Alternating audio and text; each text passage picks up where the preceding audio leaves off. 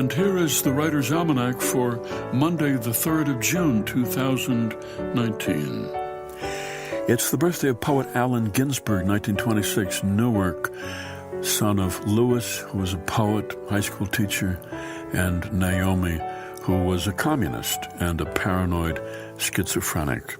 The boy was very close to his mother when she was in the grip of her delusions. He was the only one whom she trusted, and he often accompanied her to her therapy appointments. She spent much of his childhood in various institutions.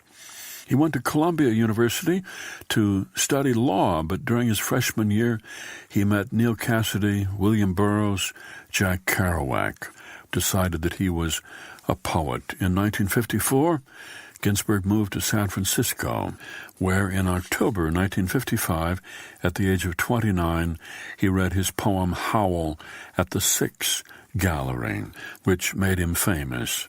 His mother died in 1956, and 2 days later he got a letter from her in the mail in which she had written, "The key is in the window, the key is in the sunlight at the window, I have the key."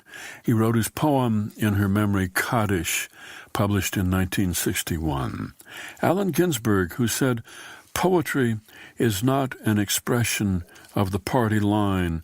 It's that time of night, lying in bed, thinking what you really think, making the private world public. That's what the poet does." It's the birthday of the romance writer Kathleen Woodiwiss, 1939, born Alexandria, Louisiana, whose first novel, The Flame and the Flower, published by Avon, sold 600,000 copies in 1972. Kathleen Woodiwiss changed the romance genre. Before, the novels had been pretty thin.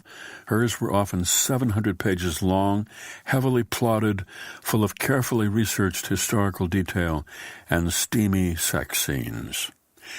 And it's the birthday of Larry McMurtry, 1936, Wichita Falls, Texas, raised in Archer City, about 80 miles from the town of Thalia, the setting for several of his novels, including the first, Horsemen Pass By, and also The Last Picture Show. Also the proprietor of an enormous bookstore, Booked Up, the name of it, in his hometown, Archer City, in 4 large buildings that used to house a car dealership. It was on this day, 1924, Franz Kafka died. He had written to his friend Max Brod, telling him to burn everything, the diaries, the manuscripts, letters, sketches, and so on. But Brod had already told Kafka that he would never destroy any of Kafka's manuscripts. And so Kafka knew when he died that they would remain.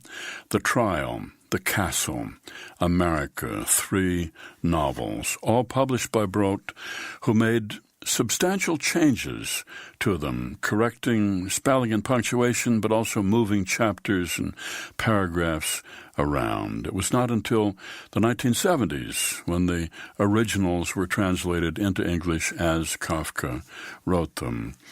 Here's a poem for today by Linda Paston entitled Anomaly. No one has a heart like yours, the doctor tells me, studying the CT angiogram with barely concealed excitement. An explorer in white, discovering a tropical island, exotic foliage instead of the body's usual geography. And he shows me the picture of my heart, proudly, 1 artery instead of 2, snaking from the aorta, dividing only later into tributaries that nourish this aging body, white cells and red cells paddling madly towards the organs on shore. Oh, uncharted rivers of blood, why am I heartsick, heart-sore, heavy-hearted? Haven't I always known my heart was different? Anomaly, a poem by Linda Paston from Queen of a Rainy Country, published by W.W. Norton and used by permission here on the Writer's Almanac. Be well, do good work, and keep in touch.